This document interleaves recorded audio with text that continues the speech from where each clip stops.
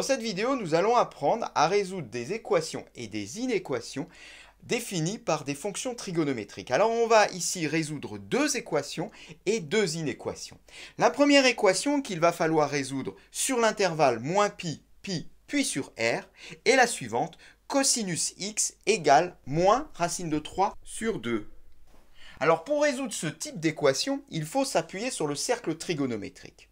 On va rechercher un cosinus qui nous renvoie moins racine de 3 sur 2. Donc il faut se placer sur l'axe du cosinus, c'est-à-dire l'axe des abscisses, et repérer moins racine de 3 sur 2. À partir de là, on va chercher un angle qui correspond à un cosinus de moins racine de 3 sur 2.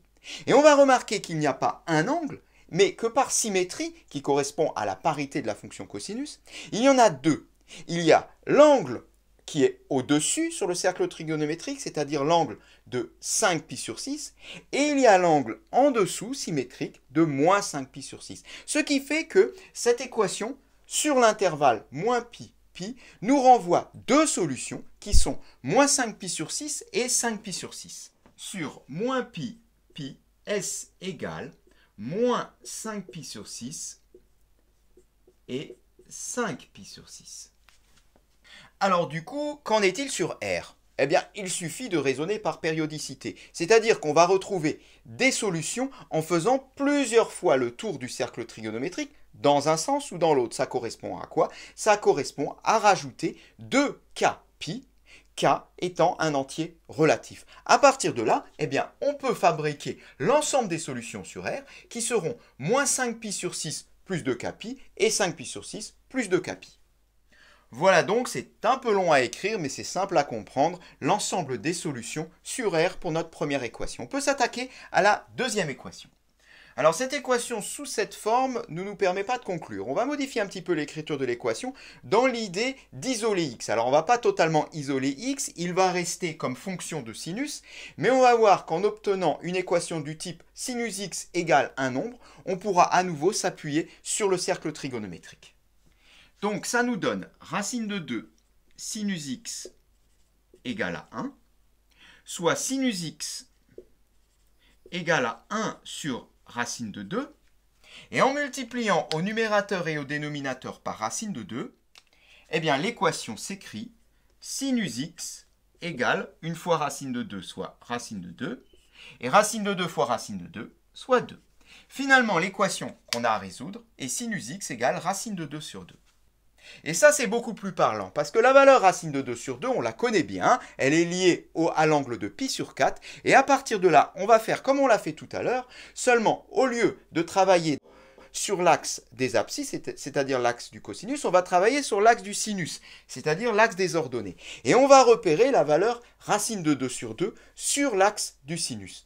On va chercher un angle qui correspond à un sinus de racine de 2 sur 2. Et là encore, par symétrie, on va en trouver deux. On va trouver l'angle égal à pi sur 4, mais également de l'autre côté de l'axe du sinus, l'angle égal à 3π sur 4. On a ainsi deux solutions entre moins pi et pi pour notre équation sinus x égale racine de 2. Sur moins pi, s égale pi sur 4, 3π sur 4. Et sur R, eh bien, on va faire comme tout à l'heure. Par périodicité, on va pouvoir en déduire l'ensemble des solutions de notre équation. Il suffit ici de rajouter 2k pi, qui correspond à faire plusieurs fois le tour dans un sens ou dans l'autre, et pareil pour 3π sur 4. Voilà qui est noté, k entier relatif, on peut s'attaquer aux inéquations. Alors l'inéquation est 2 racine de 3 facteur de cosinus x inférieur ou égal à moins 3. Alors comme tout à l'heure, on ne va pas laisser l'équation sous cette forme-là, on va l'écrire un tout petit peu autrement en isolant cosinus x. Ce qui nous donne cosinus x inférieur ou égal à moins 3 sur 2 racine de 3. Pour monter au numérateur, le racine de 3, on va multiplier par racine de 3 au numérateur et au dénominateur. Ainsi, au dénominateur, on aura racine de 3 fois racine de 3 qui va pouvoir se simplifier avec le 3 qui est en haut. Ce qui fait qu'il nous reste cosinus x inférieur ou égal à moins racine de 3, celui-ci reste sur 2.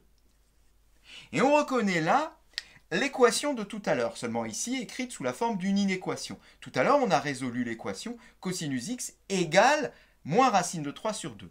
Et on avait vu que cette équation connaissait deux solutions. On va en avoir besoin tout de suite. Alors pour résoudre cette inéquation, là on va non pas partir du cercle trigonométrique, puisqu'on a déjà établi les solutions de l'équation, mais on va utiliser la courbe représentative de la fonction cosinus, mais ceci entre moins pi et pi, puisque cette inéquation ne se résout que sur l'intervalle moins pi, pi. Alors voilà, on obtient là l'allure de notre fonction cosinus, et ce qui nous intéresse, c'est pour quelle valeur de x ce cosinus est inférieur ou égal à moins racine de 3 sur 2. Il va donc falloir tracer la droite d'équation y égale moins racine de 3 sur 2. Et cette droite coupe la courbe cosinus en deux points, que l'on connaît bien, puisque on les a établis tout à l'heure. C'est moins 5pi sur 6 et 5pi sur 6. À partir de là, il suffit de regarder pour quelle valeur de x la courbe de cosinus est en dessous de la droite d'équation y égale moins racine de 3 sur 2. Eh bien, ces valeurs de x vont d'abord de moins pi à moins 5pi sur 6, la partie tout à gauche, et ensuite de 5pi sur 6 jusqu'à pi. Eh bien, on a notre ensemble solution. Notre ensemble solution est le suivant. S égale l'intervalle moins pi moins 5pi sur 6 union 5pi sur 6 pi. On peut s'attaquer à la deuxième inéquation, l'équation petit b. 2 sinus x moins racine de 2 strictement supérieur à 0. Et comme on l'a fait précédemment, on va isoler sinus x en commençant déjà par isoler 2 sinus x, qui est donc strictement supérieur à racine de 2, soit sinus x strictement supérieur à racine de 2 sur 2. Et là, comme pour l'inéquation précédente, on reconnaît ici l'équation qu'on a résolue dans la question 1, pour laquelle on avait trouvé deux solutions, qui étaient, on peut déjà le rappeler, pi sur 4 et 3pi sur 4. On va fonctionner comme avant, seulement on va tracer maintenant la fonction sinus. La fonction sinus entre moins pi et pi. On voudrait savoir pour quelle valeur de x ce sinus est plus grand que racine de 2 sur 2. On va donc avoir besoin, comme tout à l'heure, de la droite d'équation y égale racine de 2 sur 2 maintenant, qu'on peut tracer.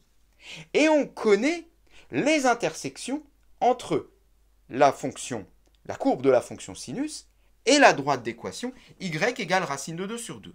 Ce sont pi sur 4 et 3pi sur 4. À partir de là, à partir de ces valeurs limites, on va pouvoir en déduire très facilement sur quel intervalle, pour quelle valeur de x, la courbe de sinus se trouve au-dessus de la droite d'équation y égale racine de 2 sur 2. Eh bien, tout simplement, sur l'intervalle pi sur 4, 3pi sur 4. Attention, ici, l'inégalité est stricte, ce qui veut dire qu'on va être amené à exclure les valeurs limites, donc les valeurs pi sur 4 et 3pi sur 4 de l'ensemble solution. S égale pi sur 4, 3pi sur 4, intervalle ouvert. Merci d'avoir regardé cette vidéo et à bientôt.